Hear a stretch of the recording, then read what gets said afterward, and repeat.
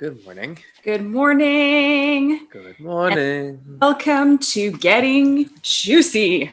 And we are back, bitches. We are back. We are back. We are actually back. Look at these juicy curls of mine. Look at this. So kosher. I know. Okay, this is how Jewish I am. Right? In quotations. What are they called again? The curl. Oh, pay us. Thank you. Bam. Okay. you're paying us a visit. There you go. What is up with your background? Or where are you? I took my art down. Oh, why?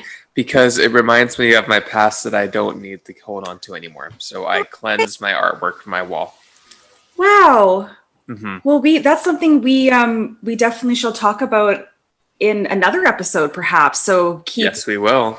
Yeah, stay tuned. That's what you would say. Stay tuned. Exactly.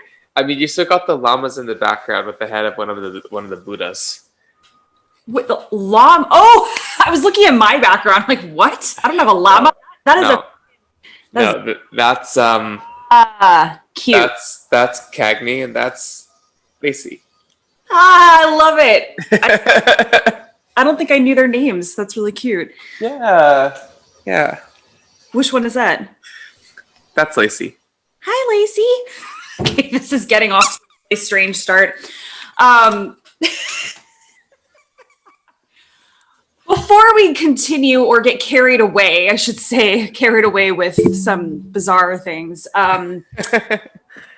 we have on our show today a very special guest who is currently on television. I should say was actually, recorded a couple years ago, actually, but is on Hell's Kitchen. So we have our, how many is this now? Fifth Hell's Kitchen guest? Let's see. Mary Lou, Nick, Christina. Corey. So fifth. It's like telling my husband to shh. We have Trenton Garvey, and I keep wanting to say Gravy because I know that he also goes by that nickname. Oh, does he? And so I'm sure he gets this all the time that so many people accidentally say Gravy instead of Garvey, but Trenton Garvey. Is on the current season of Hell's Kitchen, Young Guns, season 20. And that season, I don't know how many episodes are left, but I think just aired the 10th episode or 11th episode. Yeah, it was the 10th episode. I just watched it last night. Yeah, and I didn't see that most recent one, but I saw the one just before that. So yes, I would assume I think he's still there, correct? He's still there. Yeah. Which is so funny because when we had like Mary Lou on, and if no one has seen Mary Lou's episodes, we did 2 with her, who was on season 19. It's funny because the first episode we did with her, it hadn't quite aired yet, but it was leaked pretty much that everybody knew. Most people knew, even Wikipedia knew, was showing who the winner was. And you can say this now that she was the runner-up. And so for this season, this will be a very interesting to talk to Trenton about because I feel like this season was recorded not that like pretty much back to back to season 19. It was, yeah. I think they had maybe a few weeks, if any, if that, between productions. Wow. Or maybe a month or something. So do we, I not that I like purposely looked this up, but I don't feel like this has been leaked because I think that the season 19 was like aired in other countries before the United States, and that's not how it happened this season. So yes, there's like no spoilers on this one, which is kind of cool. So yeah, there's no spoilers on this one at all. But funny enough, though, even like with I guess with the 19th season, we got it in Canada as other countries got it, so we saw it in real time, so to speak. It was just the States that got delayed. Hold on, though. Here, did we, or were you watching it kind of illegally? Like, where were you watching it? On YouTube or like? I was watching, I watch things illegally all the time, but they are, no, it was actually on our broadcast on City TV. So it was, so we actually, because as Mary Lou was saying, in terms of the way that the contracts were signed or something. Hmm. For some reason, they delayed it in the States. I'm not sure how that happened, but like, you know, I think she said Australia and Canada. And the UK, I think, perhaps. Maybe the UK. Yeah, I think so. Anyway, that's, yeah, very strange. Well, what's actually really cool is I was kind of doing some, not like lurking. I mean, we of course we kind of like have to lurk for us or on our guests before they come on the show. But I noticed that Trenton was most recently with Chef Corey, who's been on the show, who was the season 19 winner, with Mary Lou. Oh. And with who else? Oh my goodness. Not Corey. Why do I want to say Corey? Cody? Cody. Yes, Cody. Oh, amazing. Yeah, so they were all like cooking up a storm together in someone's kitchen. Like this was very Yeah, so that's very like it's interesting that like really recently, I want to say like a couple days ago, and they were all on some sort of radio show together. Oh, so yeah. That's cool.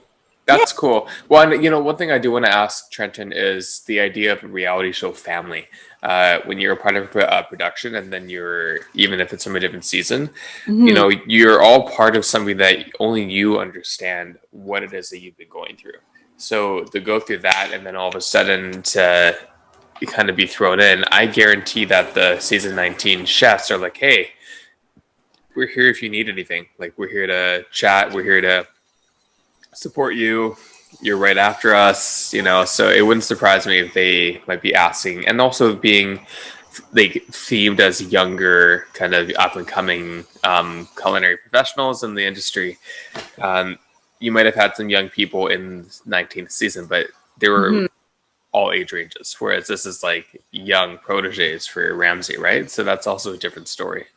Absolutely. Yeah. And I was actually trying to think if Trenton will be, not to age him, but actually what's funny, interesting is that because it aired a couple years ago, he is obviously a couple years older than he was when the show aired. So he is 5 now, he was 23. Yeah.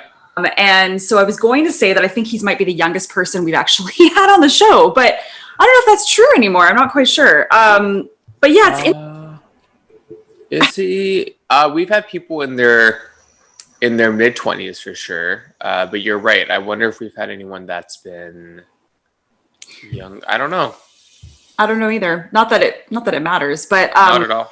My point is too, just with the whole theme surrounding season 20 and the young guns, that obviously I'm assuming speaks to the demographic of the audience that they're targeting, or whom they're noticing that are maybe watching the show more. Like, it's interesting that they decided to go for like really a very specific kind of niche with that age. So with the ages. Yeah. Well, and also, I mean, they're saying like Gordon Ramsay's protege. So I also wonder if that's part of it too. Maybe Gordon actually said, you know, I want to take someone under my wing, not just like a professional that's, you know, whatever age. I wanted to actually take someone that's super young and actually give them a platform to really become my next protege. It could have come straight from him too, but I don't know. Yeah, that's true. Who knows? I don't know. And it's like, okay, and it's like, piss off, go do all this. Chef Ramsay's smart. He's a smart man. So, you know, he could have been on top of all the target markets and the audience, whomever was watching the show too. True. Who knows? But yeah, speaking of reality, just as we're waiting for Trenton to jump on here, which will be any second, and I can see that yawn. Okay, you know what, guys? And whomever's just listening to this, sometimes I feel like just go and hop on our YouTube channel and check out the video of this interview, maybe instead of just listening on podcast, because, you know, our little banter and our facial expressions and mannerisms, they do go with the show. They totally go with the show for sure. We are just super real. And you know what? I mean, if we were like the entire time, excuse me.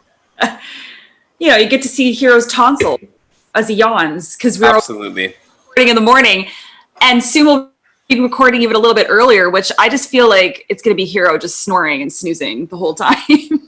Yeah, exactly. Right? Thank you. Oh God, you're welcome. Thank you. Thank you. But you know what? Eventually, it'll be like 11:30 my time. So you know what? That won't be bad at all. So I won't even have to worry about it. I don't think we've even talked about this as to why that's the case about a time difference. So we don't need to get into that right now. No, we'll just we keep won't. that. No. Yeah. No. Okay. Exactly. Yeah. Exactly. Do. Right. Have you seen Love Is Blind? Is that what it's called? That on Netflix? Yeah, but you know what? I haven't watched it, which is surprised because a lot of reality shows I watch, but the dating ones I try to stay away from. It's so bad. I know. And here he comes, Chef Trenton Garvey coming in. He's up. He's sideways. Woohoo! Am I sideways? You're sideways. I love it. I can fix it. I can fix this. Fantastic. Somehow. Give me a second. I love it. How are you guys doing? Good. How are you, man? Nice to meet you. Too bad. And good meeting you. Yeah, you too. Thanks for making time to come out of your busy schedule. Oh, man. It's been a crazy week. kidding. Doing stuff that chefs don't usually do in a week. So. Really? I see that. Oh, we get to see the ceiling. Are you in like a dressing room? No, this is the offices of the restaurant. Oh, very nice. Oh, I love it. You know, perhaps drop ceiling. I mean, who knows? Got the track lighting. Just beautiful. Oh, no, it's fantastic. And the squares on the ceiling, they're all symmetrical and, perforated. I mean, could you ask for a better off-white for a ceiling? Oh, God, of course.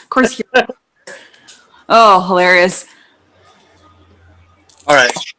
Awesome. There we go. That's fantastic. So you're in the main office of your. Oh, and we lost him. See, this is why you need to watch the YouTube. Yeah. You would have just seen the most beautiful ceiling you've ever seen. I know. That was the tease. That was the teaser. That was the teaser. And we're done. That was the shortest interview we've ever done. Can you imagine? It's like, all right, that's that. All right, and wrap.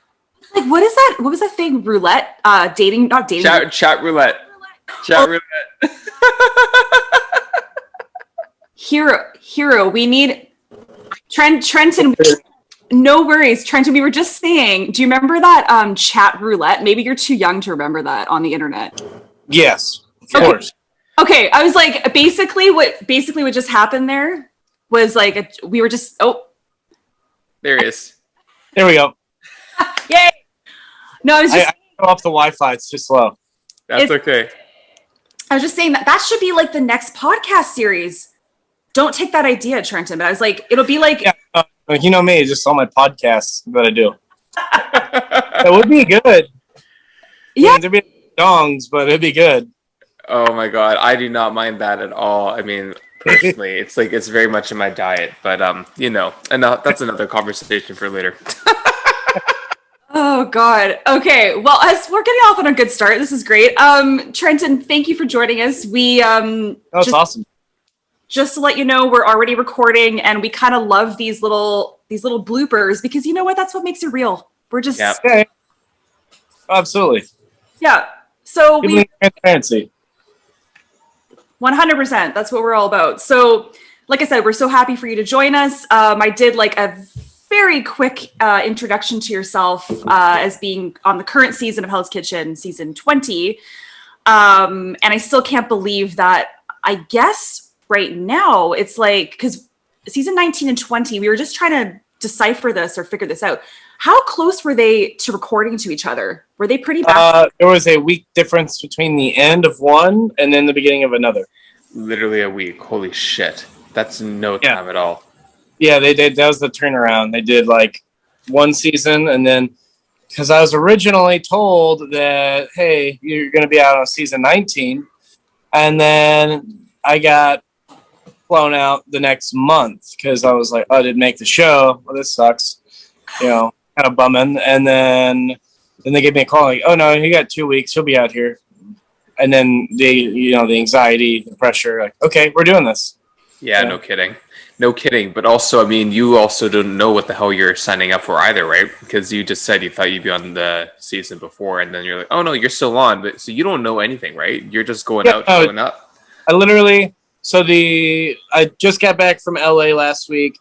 Just got back yesterday, but that was my second time to LA. The first time I got a call on a Monday, and they're like, hey, we want you out tomorrow at 8:00. Your flight is at 8. You will be at the airport. Or do you want to do this? And I'm like, yeah, I want to do this. And then I did the casting where you hang out in the hotel room for 3 days and do all their meetings and interviews. Yep. But wow, like I'd never flown before. So when they told me, hey, you're going to be here tomorrow, I'm like, okay, let me find out how to fly on a plane. Let's find out how to get to PSA. Let's find luggage. I don't own luggage. I got to find luggage. Yeah. So many steps. It was a crazy day. No kidding. Wow. I was like, I hear when I tend to talk over each other. We try not to. We get very excited. I was just going to say, maybe that makes sense now, because I just saw that you were hanging out with Miss Mary Lou, with Corey, and with Cody. And did you know them because of season 19 before, more recently? Or how did that all come about? Because it's funny, we've actually had both Mary Lou and Corey on the show. So I ended up, we all ended up, I was looking for a publicist, and I was like, I couldn't find anybody. I looked and I looked and I looked and I looked, and because I was told, I was talking to Chef Jason, I had no idea what to do with any of this. Like, the show, I was like, I was just on a TV show. It was cool. I was 23. I had no idea what I was doing, but I was like, I really want to work for a Michelin star chef. I want to understand that pressure. And so I couldn't find anybody local. I couldn't find anybody anywhere. So then I reached out to the last season's members. I was like, hey guys, do you know a publicist or anybody that has anything open? Because I've been stressing. I've been looking. I can't find anything. And then Alicia was like, yeah, I'll help you out. And she's done nothing. Like, she's been incredible. Like, made this so much easier. And that was like how I ended up in with them. And hanging out with them this week was like incredible, awesome. So much hospitality, like just brought me right in. Like, we're from different seasons, but everybody in the Hell's Kitchen family is like such a family from all seasons abroad. So to get like brought in under the wing, like, hey, yeah, come do some stuff with us. Because once I told Alicia I was flying out, because it just happened to be that I was out there. The maitre d' from Hell's Kitchen, Marino, the owners of the restaurant happened to go to his winery without knowing it, like that he's working at currently. Whoa! And hey, I know Trent. Why didn't he come out to LA and work with one of my friends? So I went and worked at Angelini Osteria for 3 days. Wow! And I just flew out there just to work for them, and then Alicia set up some stuff doing other PR stuff with them, and it was an incredible week, incredible, like tons of fun life experiences. Like, I haven't really gotten to travel a whole lot, so I got to see dolphins, I got to see sea lions, things I've never seen in my life. Like, mind blown. It was incredible. That's awesome. Oh my God. Okay, so then, because you're originally from, are you still in Missouri? Yeah, I still live in St. Louis, originally from Northwest Arkansas. So, like, that was the scope of my world, was in between these two states. Mm-hmm. So, getting all this exposure and, like, getting to meet, like, all these incredible people, going to these great, like, parties and meet and greets. I'm like, wow, this is fun. That is incredible. And so what are some of the main takeaways, like, as a person? Like, because we like to get to know the people behind what their culinary or their professional background is, because a lot of that stuff is public. That's on the glitz and the glam. But for you as yourself, and we'll take it back in a little bit, but what are some of the reflections that you can take on your own personal growth from these experiences? Like, if you think about your younger self, like, and now you're here, what are some things that you can reflect and take away from these experiences and apply them to now? So I'd say, like, from the experience of going just this past week, was like, as a chef, it can be like super depressive. It can be super manic. Like you're up, you're down, you're bossing, you're doing all this stuff. And you kind of like put yourself in a box. You're in this kitchen all day. You work in the kitchen. This is your world. But going out and getting to meet people, like so many people that are just beacons of positivity, and people are like willing to give you support, and actually reaching out to contestants, like past contestants and fans and everything. It just opens up your world to understand, like, don't have to take everything so seriously, but like when you're down, there's definitely a light at the end of the tunnel. Like there's so much more out there. It's not as small as just this kitchen. It could be anywhere. And I got to work in a kitchen there, which everybody spoke either Italian or Spanish. I speak neither. So that was a super fun, like, growing experience there, was the charades of trying to figure out like what they're trying to have me do. And like that was honestly incredible, because like once we did find some common ground, like came in one day, what is a champorado they sell in LA, like on the street corners. It's like a masa cinnamon milk. My buddy is El Salvadorian, and he's like, oh, you got to try this. And just like they were like, oh, we were just getting into it. I love it. They're like, oh, getting into it. It's okay. So good. He'll be back for the continuation of that story. I feel like I have had that drink before. I fixed it. Yes, very good. Improvising. It's good. Yeah. No, but yeah, they were like, were so much more receptive to me once they were like, hey, this guy gets it. Like, he's getting LA, and I'm like, yeah, this is crazy. so much to learn, like so much culture, so much like I said, it's not just St. Louis. There's so much more to go get, so much more experiences. And that's the best thing about being a chef, is I realize I'm young and I have so much to learn, and this opportunity has just opened that up for me, and I'm like so ready to grasp it all. So you just kind of talking about, you just said it, about being so young. We were just discussing before you hopped on about what the decision was, maybe, I don't know if you even know the answer to this, but the decision for the producers of the show, or why they decided to this season be so specific about having a much younger generation or demographic come into the show and be a part of the season. Do you know why maybe they decided to do that? Hey, I honestly don't know. It was a whole lot of fun. I will say it was a completely different dynamic than other seasons. Like, it went, like, we were all there to learn. It wasn't like we went in there and we were all super arrogant, or like we all knew our worth. We all like wanted to push. Everybody wanted to push the same amount. Everybody wanted to learn. Everybody wanted to keep adapting. Everybody wanted to keep talking about, hey, I didn't do this today. How could I get better at this? We were all super constructive with each other, because we knew that this was a growth experience for every single one of us. Right. And it was just the beginning for all of us, because we were all so early in our careers. And it was, I mean, working with Chef Ramsay at times was rough, but the amount of knowledge you gained from that was just irreplaceable. It was amazing getting to know the way to do everything. Well, and I've heard about Chef Ramsay from a couple of previous, do we call you contestants? That's the wrong word. Chefs of the show. That, he can be really tough and rough and all those kinds of things, but he does it because he knows that you are better than that. And it's not like he does it, they still can feel that he does it out of a sense of love and respect. And did you feel that?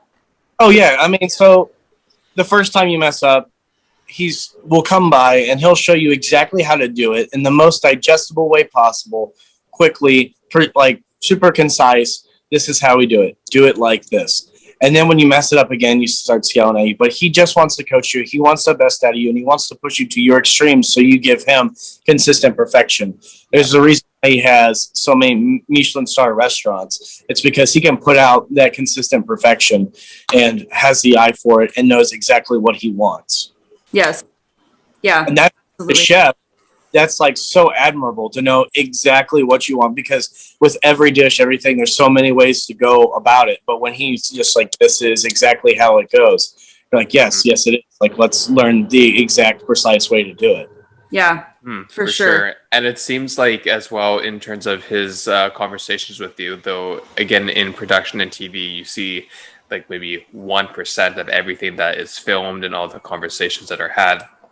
I know that recently he took all of you, and your fellow castmates into individual consultations just to kind of give you a check-in, give you a review and stuff. Yeah. And, the stuff that they showed at least, and I'm sure that they were longer than, 3 seconds, but the stuff that they did choose to show him talking to and addressing to were really incredible comments. And, he doesn't fuck around. So I'm curious to know about, including the lessons he taught you and the words of affirmation that he provided you. How do you find that shifted your perception of yourself as a chef and also as a professional? That's awesome question, because I went into this with no confidence. Like, I honestly expected to go home so early in this process. Yeah. I just that this was good for me, like to go out and get to do this and get this exposure. And it's just something I really want to do, like working on this high of level. And when, like, the one where he's like, you're hitting your stride, and then he said, like, you're working like some of the best chefs in London, and I know his restaurants in London. I'm like, no way. And every day, like, as a chef, you kind of like deal with a sense of imposter syndrome. At least I do. Some days, like, oh man, am I really good enough? Am I really good enough? Like, how am I going to keep pushing? How am I going to keep being better? And that side gets to you. But to know that, like, I have been told that I do a good job. I do well. And just, it's so empowering to want to keep pushing farther and keep pushing the envelope of what I can do as a chef, and keep making people understand, like, my perspective of what food is, because it's different than most other people, or just trying to change that perspective and reinvent what I know is like food from the South and Hispanic food and my family's Spaniard side, and bring all that in to create a new DNA of cuisine. Mm-hmm. Well said. Very well said. Actually, and that probably brings us to perhaps your background, because of what you just kind of alluded to or kind of said. So how did you get into being so passionate about cooking? And I kind of read a little bit. So you was your first job, did you start at KFC? Was that right? Yeah, I started at KFC. And when I was in KFC, I was working there. I was working in Emo's. I don't know if you guys know about Emo's Pizza. It's incredible. St. Louis style thing. I don't know if you ever had St. Louis style pizza. It's so good. It's cracker crust with toppings and its own cheese entirely. It's provolone, white cheddar, Swiss, and sometimes Munster. And it's like one cheese loaf. And they shred it on there. Ooh. Super good. But I was working there, and then I started culinary school while I was working at a KFC and a pizza joint delivering pizzas. And while I was working at KFC, I had this like knack. I was like, there's a guy who'd been there for 14 years, and I was like at that time I was 18. I was like, I want to be better than him. Yeah. So I went into researching exactly like why the Colonel does everything he does, understanding the food science behind it. And I was like taking all these classes to understand why everything is the way it is, and why they know how to put out consistent perfection all the time, and they know how to put out a consistent product. And like behind the pressure cooked fried chicken, because like the pressure cooked fried chicken that they do is kind of partial to me, because my grandpa worked with the Colonel when he opened up his restaurants in the 60s and brought some of the first pressure cooked fried chicken to St. Louis. So I was like, I'm going to work at a KFC because I know my family kind of has steak and like that whole process. And I just like had this intense passion to keep learning. And I was in culinary school, and through culinary school I networked and got to work at the restaurant I'm at now. We had a smokehouse, so Smoky Duck Barbecue, and I worked with them, and I just like was so excited to get to work with them, because everything I tried that they had was so incredible. And I was like, it's one thing to get to work for a restaurant, but it's one thing to get to work for a restaurant that you're so passionate about the product. Mm-hmm. Like thing they do. And as I kept going through, and then they kept giving me more like steak in the restaurant, like, hey, you're gonna start making specials these days, since you're wanting to learn. And I get to learn all the processes of the smokehouse. And then we opened up a burger joint. I get to learn all the processes of how to run the burger joint. And then I got put in as a manager graduated culinary school, and then they put me in their new American restaurant. And they're like, hey, work here. And then I got to work up there as like kitchen manager, like head chef there. And then I got an opportunity to leave. I talked to him about it. I was like, oh man, I'm gonna get out of here. I got an opportunity to work at the Missouri Athletic Club. It's like a nicer country club. I think I'm gonna go there. And I was super upset about it. But then the executive chef here was like, well, actually, I got something lined up too. So you're taking my job. So like I got to go through that. It's like super serendipitous that I got to take that and run with that. And I was executive chef for 8 months. And then they're like, oh, hey, you want to do a TV show? And I was like, yes, I want to do a TV show. Fuck. Oh. That came from my brother. My brother got a call on a Monday when the restaurant was closed down in Arkansas. Like, it wasn't like Hell's Kitchen reached out to me necessarily, but I reached out to them because the casting agent called the restaurant, left a message. My brother's like, hey, I'm going to call, you call. Let's see what happens. So then I went through one hoop after another, and I made it. He didn't. He's like, you go ahead and do it, man. Like, let's get it. And then it just all kind of came to be. And it's like so incredible. Like, I feel so fortunate, absolutely so lucky to get these kind of opportunities. But like, I just love cooking so much, and like to get to share it was incredible. Absolutely incredible. Trenton, you have a very humble, grounded, very genuine light. I know that sounds kind of cheesy, but I feel that, and I feel like people probably do sense that, and they can see that about you. And I hope you never lose that. But I feel like that is something that has really brought you through to what you're doing. So my question is, how do you keep yourself grounded now? Because basically, like you said, it's been one thing after another, which has been wonderful. But again, that can also be very, like your head starts to kind of leave your body, and like, oh my God, what the hell? How am I going to keep myself, At the end of the day, I know I just cook, and I know that that's what I'm actually really good at. And like, I don't want to be anything that I'm not. I grew up I grew up from nothing. So to have something now, like, I just want people to know that there is like possibility. Like that for me, like, I would never expect to be where I'm at now, but there is so much possibility. And that's what's incredible about it. Like, I've never been like super arrogant or anything like that, and like never had been super egotistical, and I don't get it, and I don't get how I can be like that with food, because I get that there's always so much more to push on the envelope. There's always so many other layers above you, and I'm just like, I'm not there yet, and I'm so ready to keep pushing and keep trying to learn more about cooking. I love that. And that's probably, you know what, I feel like that's probably a big difference between your season and other seasons. You kind of hit the nail on the head. Like, I think that, due to the fact that you were quite young when you first started, and especially when you were on the season and everyone else was, there isn't maybe as much of that kind of arrogancy or the ego or kind of, the past experiences that maybe have, really kind of settled into you, and it's hard for you to change and get away from that, because there's a lot of, more veterans that it's just like, that's how they are and they're not going to change. Yeah. Right. Like they've went and they've learned, and they know their worth. They know where they came from. And like I said, I went into that whole experience like, this is a boot camp for me to learn, for me to push myself to my limits and see what I can do, like where I can adapt. And every day there was a total blessing. Like, I was okay with going home any day, because every day that I was there, that I got to stay, was just incredible, was just like a gift. And to get to be there, and like, even the punishments to me, I was like, I get to spend more time in this kitchen, and I get to be part of this even more. That doesn't bother me. Like, they're getting to do incredible things, but I'm more comfortable with this kitchen than they are, because I've gotten to do so many punishments. That's just understanding how everything was a privilege. Yeah.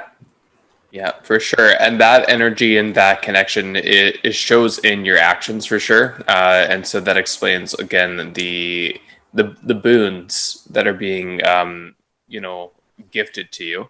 because you can have a lot of people that are talented, but to have the humility and to know where you come from, to be appreciative, is something that will only further you, especially when it comes to a place where you're almost kind of like dumbfounded in some ways. Kind of, this is happening to me. Like, why is it happening to me? I'm just doing what I love. But that's exactly what it is. It's to those people that just do what they do and they show their actions, and people see the efforts that come into them.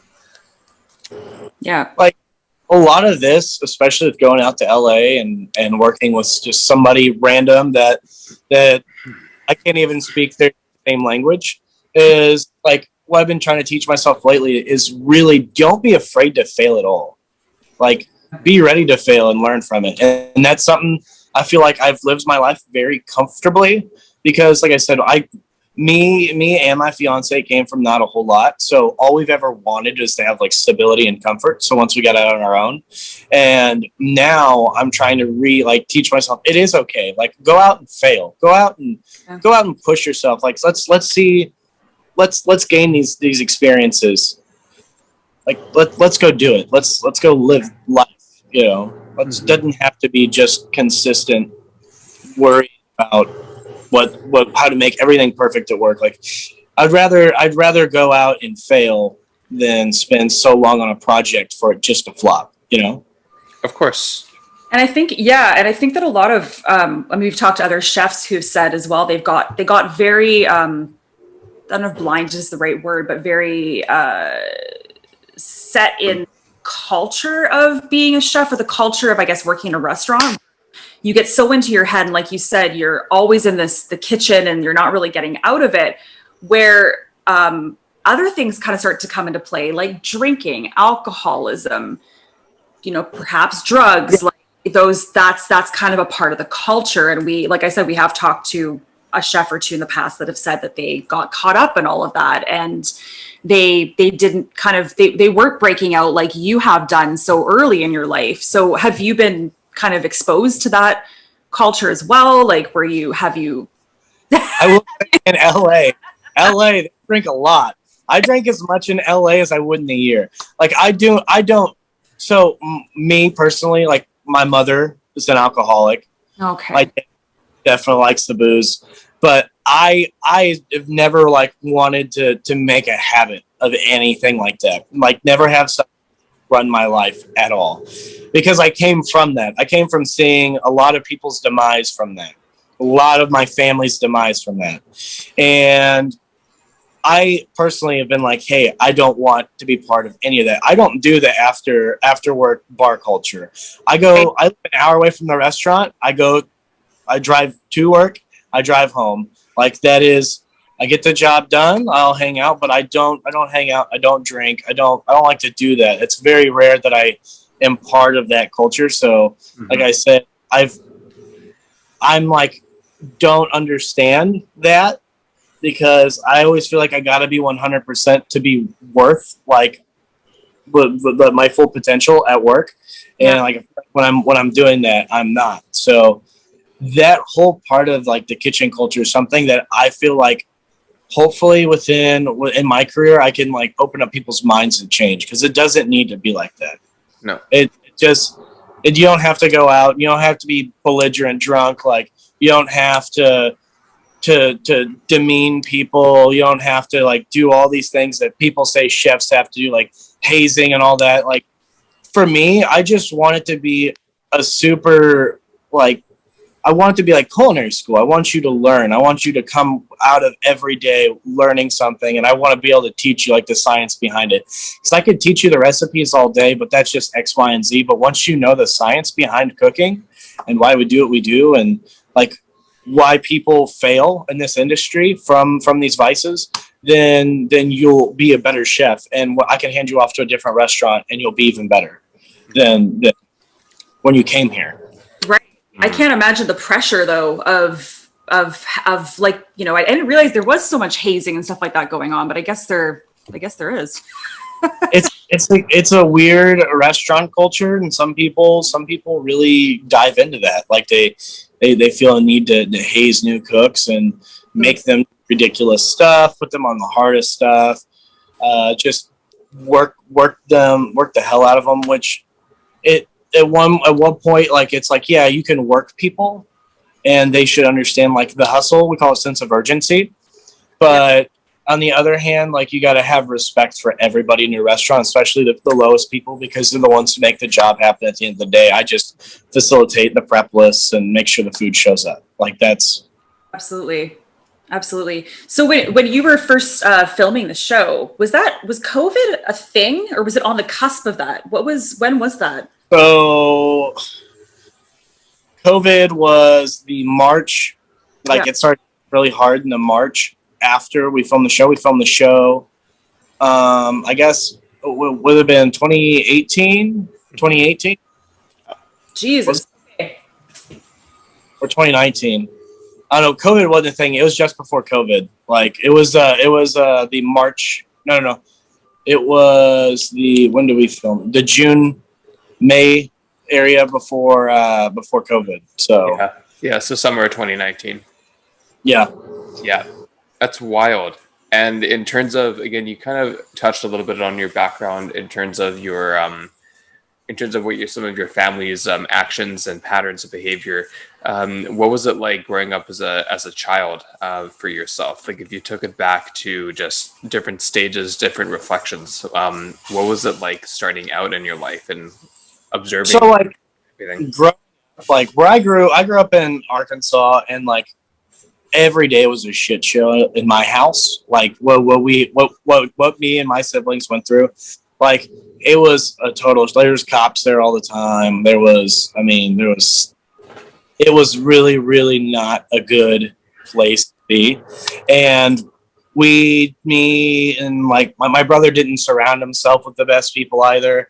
So it was always not a good place to be. So when I moved up to St. Louis when I was 13, almost 14, it was crazy not having these ups and lows of the everyday fighting, the everyday drama, because my parents did not get along. My mom was very abusive, and it was really not something like I would never want anybody to have to experience that. And it was really, really, really hard to deal with. And like, I think a lot of that made me stronger. Like, it's super beneficial. And I'm glad I got out when I did, because I think I'd be a completely different person if I had to stay in it any longer than I did. Yeah. But I think that understanding those extremes and getting to see that real side of life is what was pushed me to just want stability, like just enough. I just need enough to get by and just be me. And like I said, it was just a really tumultuous, super like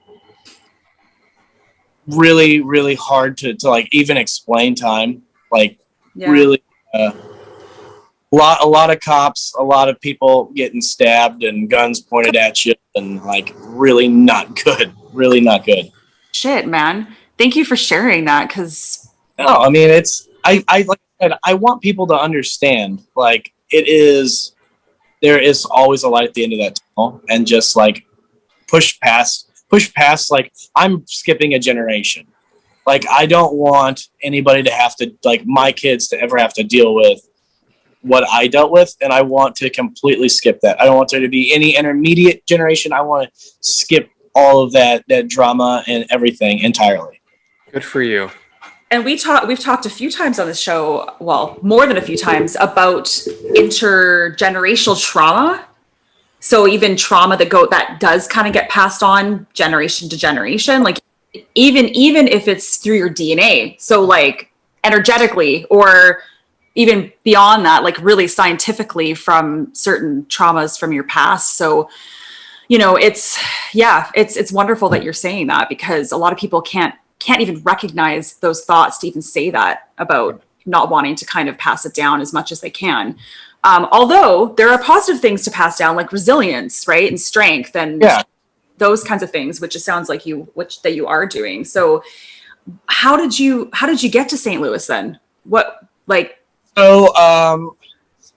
was like one of the typical times that my parents would be having they were arguing, and it was a few days before Christmas, and everything just went awry, like Christmas tree in the front yard, everything getting smashed, like house getting destroyed.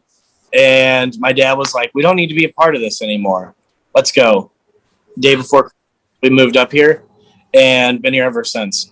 Like, it was just like, hey, I was like, because I pulled my dad aside and I go, Dad, I don't want this. Like, I don't want this. I'm 13. I feel like I'm the only one talking sense to you. Like, I really don't want this anymore. We need to go. Let's go live with grandma. And he's like, all right, let's do that. So then we picked up everything we had, loaded up in the back of the car, me and my dad and my sister, and brother had already moved up to St. Louis. And I was like, you know what? Let's go up there. Let's get away from this. And that was when they broke up. And it was hard for me to take moving up to an area of stability. And I'd say that was weird, like looking back at it in retrospect, but every day I needed that stimulus, that like my body was addicted to trying to problem solve that kind of trauma every day. So like, I remember moving and being like, oh, this is weird. Like, what do I do? Like, I don't feel comfortable. I feel like I need to be focused on something. I feel like I need to be doing something. And through moving up to St. Louis, my grandma, so my step grandfather was a Spaniard. And, like, I got to learn some like of his Spanish cooking from her, like where that family came from. And I'd always felt like food growing up, especially where I did. There was a burger joint right behind our house. And like going and eating a burger and some fries was always like super comforting to me. I've always felt like if I could be in those situations and find food so comforting and give people the perspective of like tasting this food and making them understand like where that came from, like how that was my salt, like that's what made me have solidarity in those tough times, like just having like a warm meal. Like that's the most incredible thing about food is I get to pass that on and I get to help them have an experience and a little bit of perspective, and they get to stimulate all five senses. They get to taste, they get to smell, the texture, every bit of it. And I get to portray that to them. Like that's an awesome job to get to have. Well, yeah. You're wise beyond your years, my friend. I feel like you were probably the adult of the family, or had to be at a very young age. It sounds like it. It definitely, like I said, just trying to have to problem solve constantly, like figure out how we're going to make this work all the time.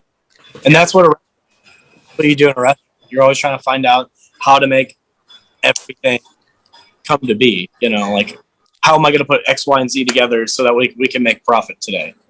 Oh yeah, no kidding. But also one thing that I can relate with on that is when you were saying all that in terms of how it's a way of coping, a way of moving with life, a way of navigating a pattern that's been behaved, right? I mean, I've been through several experiences in my life where I've had similar things, right? And it's no secret, but considering you're meeting me and Rachel for the first time, I mean, we've both been through intergenerational trauma, both being Jewish. Not that all Jewish families go through this, but we've had ancestors that have been through Holocaust survivors as children. And then in addition to that, I lost my brother to cancer 16 years ago. Sorry to hear that. And my grandmother prematurely, who was one of the Holocaust survivors, to metastasize cancer. So like there was so much shit that has come up, and so those two intimate family members that I was connected to were my outlets for anger, my outlets for fighting, my outlets for showing love. And when those were stripped away, then you're left with no healing. You're not left with any consoling. So you channel those patterns of energy and behavior into something that makes you feel you can do those things and use them. Yeah. Right. So that's for me, like I'm a total workaholic. Like that's how my career is everything. Whatever I need to do, I would do it professionally because I have control over that. That's all I know. So it's similar in terms of being in the kitchen and making sure that people have these experiences and that you bring your love and expression for serving people, educating people. It's the same thing with what I do as a yoga teacher, as a professional. Bringing people, mentoring people, giving them something that they can experience from their own perspective, and hopefully they don't have to experience what I've had to go through. So I relate with you on that a lot, and I think it's powerful because not everybody necessarily understands the depth of trauma and how it can become an educational tool to those that maybe haven't been through it either. That's what it's. I feel like, I mean, it's that being afraid to fail. Yeah. But like when it happens to you, like when you get these stark realities of life and you sit there and you process them and you think about them, like if you can't bring positive light out of them, then there was no reason for you to have to experience that. Like take every bit of experience you get and turn it into something beautiful, like even the darkest parts. And that's what makes life kind of like insanely incredible. Like you get to be part of that every day. Yep. Like every bit of it. Yep. 100%. So thank you for sharing that part of your life, because it's very inspirational for people to know that you can literally, as cliche it is, as dark as life is, it can also be very full of light and grace and really making it what you want to make out of it. And we need so much of that right now. I mean, I don't even need to say that, but just there's so much shit going on right now, with the obvious one with COVID, with the world being on fire. Like I actually live in a part. Have you been to Canada? No, sorry, you haven't been to Canada. I'm assuming. I shouldn't just assume. No. So, okay. So to put it in perspective of where we are on the map of Canada, we're just above Washington State. So Heroes in Vancouver, British Columbia. Okay. West Coast. And then I am about 5 hours north of him in the same province of British Columbia. So what's happening similarly to like California right now is our province of BC is on fire. Like it's literally burning. It has been devastating, absolutely devastating. I live in an area right now where just about 20 minutes from me, people have been evacuated. Like it's bad. It's really, really bad. So just speaking of, coming out, bringing the light into this, these really dark times, I think these conversations really need to happen. So we really do appreciate what you're saying and you being on the show and being able to bring some of that light to all this darkness. With that being said, I'm actually curious to know, with COVID and what's been happening more in the States and all over the world, with more cases and an uptick and stuff like that, how's the restaurant industry doing in your neck of the woods? So now is fine, but last year was awful. It was, I mean, I had my sous chef. We had to let everybody else go. It was me, the owners, and the sous chef, and then the GM, and we were just here all day, every day, trying to make orders happen, and it was just a real grind. But it was also really incredible because we all kind of like came together and we all got to know each other. We all got to be there and for each other in like a way that you're never gonna get to have ever again.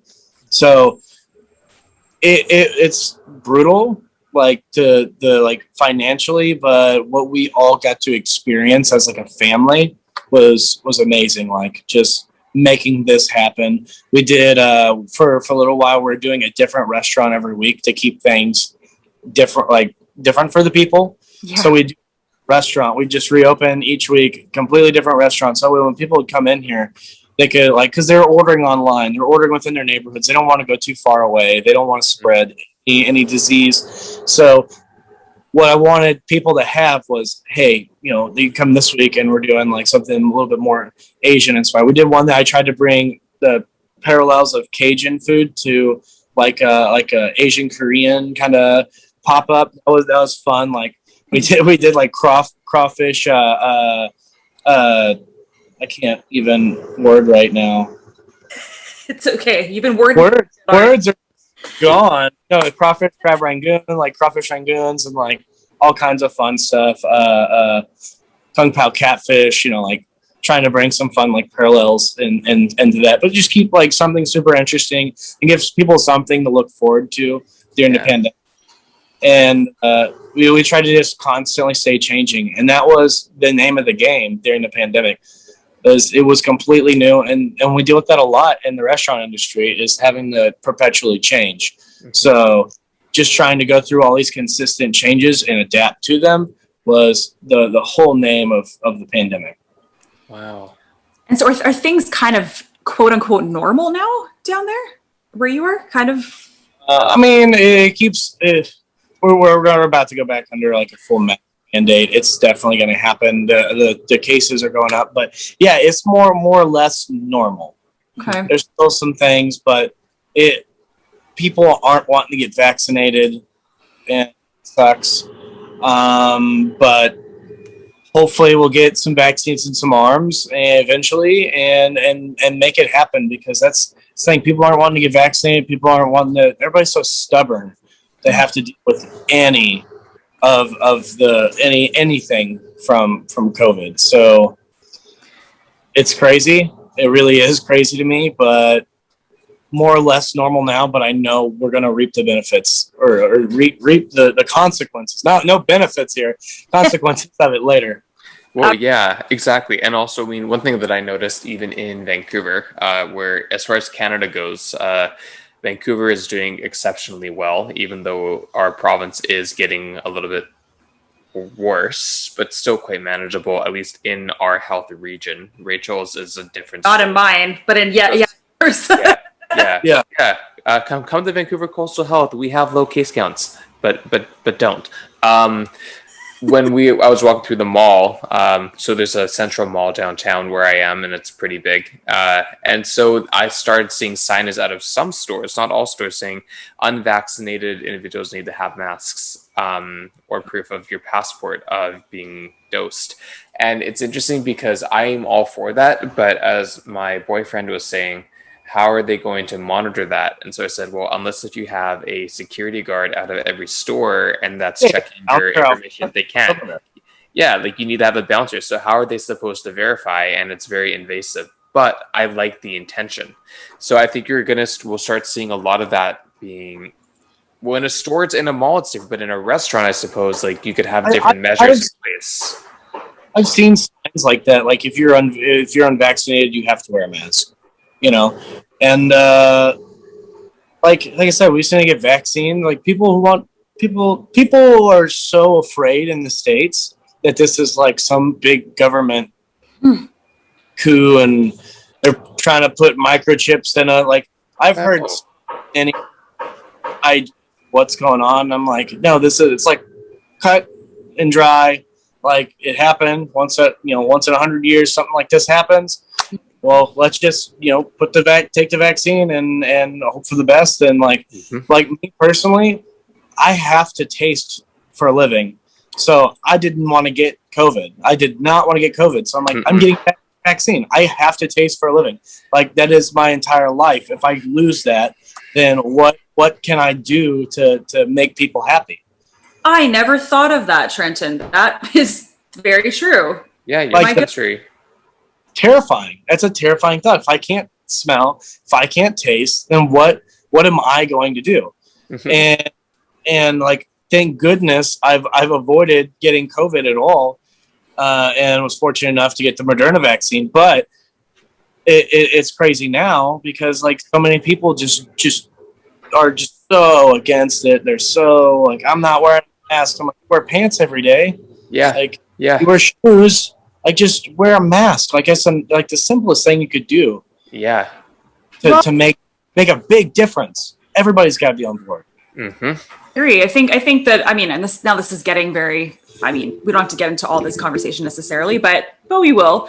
I feel like if you're going to be a part of society, if you're going to be a part of the greater good or the picture of being a part of something in your community, that's what you got to do. Yeah. Like, if you want to be selfish, or if you want to live like in the boonies in a fucking like, I don't know, shack in the middle of the woods by yourself, okay, that's fine. Yeah. But I live in a small conservative town, so like I feel like I'm a freaking unicorn when it comes to that. So like nobody is on board with any of this, and I'm like the only, like for the longest time, for months, I would walk into Walmart with a mask on, and it would be like the record stops, the guy quits playing the piano in the corner, it's like, who's this guy? Wow. Because it's so politicized.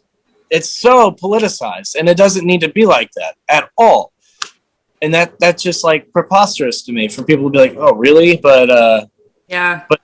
But now everybody's kind of getting on board with it. Everybody's had it. It's like, oh my God, I don't want to do that again. I'm like, see what you did? Like, Yeah. you don't have to. Yeah, I know. And I can relate to that just because even though I live in Canada, yeah, okay, we're like a little bit more liberal perhaps than some of the states, but I do live in a smaller town. And it's interesting because ever since the mask mandate went away, which was July 1st of this year, I'm probably one of the, I'd say like maybe 10% of people are wearing masks still up here where I live. And I feel the same way. I'll go into a store, not one person's wearing a mask. I'm the only one. And it's just like you said, I'm like, okay, am I the weird one? And then I start to second guess. Like a logical game with yourself. You're like I feel like I shouldn't feel uncomfortable, but for some reason I do. Yeah. Like why? Like a little bit of self-doubt. You're like, am I taking this too seriously? And you're like, no, this is like, I'm doing this. this. Like, yeah, it's over when it's over. Like, well, it's over when the thing is the facts. You know, there's the facts, and people don't want to accept those facts. And it's like, well, I know the facts, and you guys are so oblivious to knowing what's actually going on. Yes. I'm trying to make this difference. Yes. One thing I wanted to ask, though, again, kind of like how, I don't know if they're doing it in the States, but in Canada, some parts of Canada, they're offering incentives. Like, you know, if you go and get your shot, you're going to be entered into a lottery to win whatever, you know, a cash prize. And I know in Alberta, they've done this, and someone won $1 million for getting their COVID shot, like something stupid like that. But one thing I was wondering is that, are there any chefs that are kind of enticing people like, hey, come to our restaurant or come here, you know, we'll cook you a free meal or something. And the only thing is get your shot, but we'll feed you if you get your shot. Like, has there been any kind of incentive just to convince people? There's been like a few restaurants that have done like promotions like that. Like, show us your vaccination card and we'll give you like a free dessert or like a free appetizer. Yeah. I know like Anheuser-Busch, they're out of St. Louis. They were offering like a free 6-pack for every vaccination record. Yeah. You know, there's a lot of little incentives for getting vaccinated. I know. But it's a way to get people to do it. But at the end of the day, people should just want to do it for, you know, for the greater good of getting over this and getting the economies back on track and letting commerce happen and not trying to shut that down just because of a sickness, of an illness that we can easily get over. Well, yeah, and also in terms of like, you know, me and Rachel are both yoga teachers. I'm still very much in the industry and want to continue teaching, you know, full time, which is like 20 classes a week. But point for that anecdote is there are studios now, not in Vancouver that I've heard, because our industry is shit, to be honest. I'm not afraid to say that. It's dead. But in Toronto, so like an hour from New York, if you're flying, Toronto is kind of like our mini New York, I guess you could call it. You know, there are studios on their social medias that I'm following that are now saying, hey, like, if you want to come practice with us, you need to be vaccinated and proof of vaccination. And also studios that are not, with people that are not vaccinated, they're not permitted either teach, to work, or to practice. And I fully support that, because if you're in a space where you're same in a kitchen in a hot box and people are breathing and people are sweating and people are moving and there's no privacy and the ventilation might be really great, but it's still a confined indoor space and you're not masked, you risk so much potential to spread the virus. So I have a lot of empathy for those that are in the service industries, whether if it's in gyms and fitness and culinary and kitchens and hospitals and whatever. And there are people that are trying to go against science, to go against fact. I just don't understand it. Is it? Sorry. It's insane. Like, it is so insane. Like, honestly, like I said, the arguments I've heard against it are so null and void and crazy to me that it's just, you really believe that? Like, you really believe the conspiracy over the facts? Okay, that's fine. That's you. You do you. Mm-hmm. You know what? If living in an era right now that was like pre-internet and pre too much information, I think it would be a bit different. I think social media. Yeah, exactly. We have way too much access to way too much information. Everybody has an opinion. Everybody has, everybody is right. Everybody has the facts, so to speak. And it's just, that's what it comes down to. One of the last questions I want to ask just before I can't believe what time it is already, because we want to start to ask you what you're doing now and how you'd like people to find out about you, what we can do to support you. I'm just curious because I do know in New York, for example, just on the same topic, that they are rolling out that mandate of like, you have to show proof of vaccination to go into eat in a restaurant. Yeah. Is that coming to your state? Have you heard, maybe you're in a much more. So it's Missouri, very conservative state. So I don't think any of that would actually fly here. Like we encourage people who are vaccinated to wear a mask if they come into our restaurant. Yeah. So we definitely have those signs. And I mean, it's just like people that stay in the habit of wearing a mask for the time being, especially as it ticked back up. We got a little bit more relaxed over the summer, but it's coming back up. But it is what it is right now. I'm just waiting to see where it goes, like where the case counts keep going. And then we'll see administrations actually like make some decisions. And that's kind of what we're waiting on, just to follow whatever guidelines that the local county wants us to follow, and just trying to stay up on it.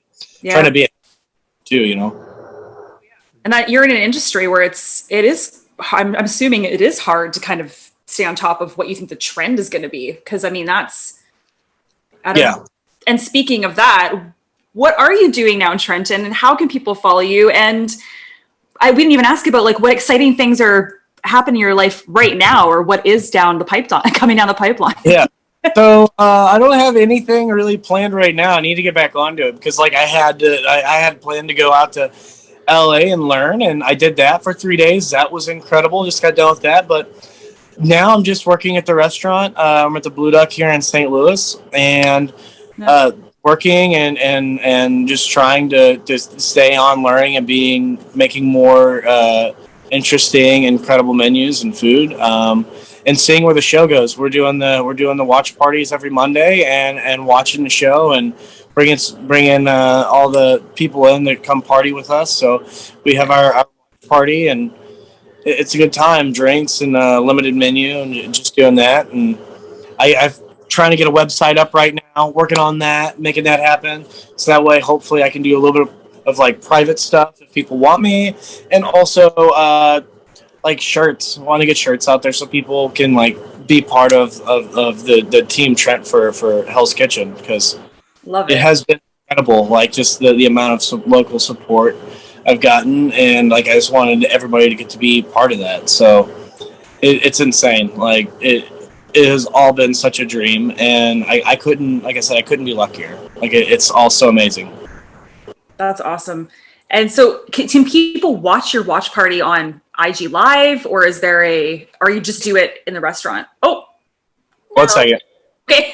I think I got it. I fixed it. I fixed it. Yeah, you're good. Woo! But yeah, no. So we used to do the watch parties. People are invited to come. I need to do more Instagram lives. But I've been kind of lax on those the past couple of weeks. Mm-hmm. But yeah, no. I follow my Instagram, chef_Trenton Garvey. It's got all, like, I'm always trying to keep people knowing, like, up to date with like what I think's fun, interesting, like some new stuff I learned in LA. But yeah, no. It's just, this whole thing's been crazy, so crazy. I can talk to awesome people like you guys. I really be on the show. Like, this is amazing. Oh, like, thank you. Like it's such a like a dream to get to even like share any of this. So you're sweet. Well, we really appreciate it too, though. And again, shout out to Alicia for being able to connect us with you. She is such a god. She works so hard and like does so well. Like, oh yeah, with good reason. And I mean, she just reached out to me, and Rachel said, "Hey, like I've got Trenton," and we were just saying thank you, like absolutely thank you, because I mean I'm a major reality TV show addict, especially competitive reality shows. So Hell's Kitchen I've been watching since I was 13, like since the first season came out, right? And just seeing the evolution of the show, the series, and Ramsay and stuff, and being a fan of his, and my cooking potential is, but nonetheless, I enjoy seeing others cook with beautiful cooking. Actually, on our IG Live, if you're bored and you want something quick and stuff, on our IG Live section of our TV on our Instagram at getting_juicy, we have a cooking segment where me and Rachel cook crab cakes from Chef Nick Peters Bond from seasons 14 and 17. And through, which is really actually quite funny. So feel welcome to check that out too if you like. Absolutely. I love what Nick's doing. What was that with the was it Isle Catering? But we got put together for the mashup from like veterans to rookies. Right, that's right. They up that a couple weeks ago, and that was super fun seeing like everybody's response against that. That was kind of like time he reached out. And super incredibly nice guy. Absolutely super incredible. No way, he is incredible. And also, this is how like Canada has like 10 provinces and 3 territories. You have 52 states or whatever. Aren't you two kind of close together? He's in Massachusetts, and is Missouri kind of? No. I'm like really smack dab in the middle of the United States. Okay. We have the massive arch gateway to the west. Like we are right in the middle of the United States. Oh, okay. That's considered the Midwest? What? That considered the Midwest? Yeah. I've heard good things about the Midwest. I hear people from the Midwest are really sweet and down to earth, and obviously you're no exception. So that's fantastic. Yeah, I got to see the beach this week, like for the first time in my life. Like I didn't go on the beach because I didn't have my fiance with me, and I was like, I want to bring you back. I want to go to the beach with you. Boat, like, oh my goodness! I went out with Kevin from the show too. He has a boat, and that's like mind blown. Like being out in the Pacific Ocean, just wow! Like I've been landlocked for too long. Well, you know what? Come to Canada. I mean, really, come to Vancouver. We have tons of we're on ocean. All around us is ocean and mountain and beaches and walkways everywhere. So if you have a chance to do a Canadian tour, come check it out because I think you'll really enjoy it if you like what you just saw in California. Specifically Vancouver, just because not the whole country is surrounded by the ocean, but the West Coast, it's gorgeous for sure. Yeah. I'm just so glad that nothing's really been leaked about your season yet because we knew that Chef Mary Lou was runner-up before we first talked to her before that season even aired because it was airing in other countries before. So I can't wait to see how you actually do on the show, and I'm sure you're going to go. So I'm super stoked about that. Thank you for joining us so much. Our last question, which is like super goofy, we just like to leave it on a goofy note rather than something so serious, perhaps. If you were to be a juice, and it's good for the chefs because not for everyone can be so creative with this, perhaps, but a juice, any kind of juice, doesn't matter. What would you be and why? What kind of juice would I be?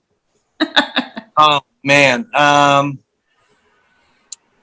that's a really, really in-depth question. I want to say I'm like leaning towards pineapple juice, and I'm trying to think. Like I love pineapples, love pineapple juice, but pineapple juice also has a way of tenderizing and really adding flavor to things. And I'd like to say I could relate with that. Like let's make people understand. And it's but yeah, I go with pineapple juice. I love that. Amazing. That's amazing, and also it makes people taste good too. So yeah. Oh my God. Okay, of course. Jesus. Come on, that was pretty G-rated. Come on. Yeah. for me, that's like you could be like a child that's under the age of 8. Come on. Yeah. Yeah. Sure. God. Anyway, what I was going to say though is that you had the same answer as Chef Corey. So. For real? Yeah, that's right. Wow. Yeah. So. Anywho, on that note, thank you again for joining us, Trenton, and we'll follow each other and just can't wait to absolutely for you. I'll shoot you a message. Take care. Absolutely.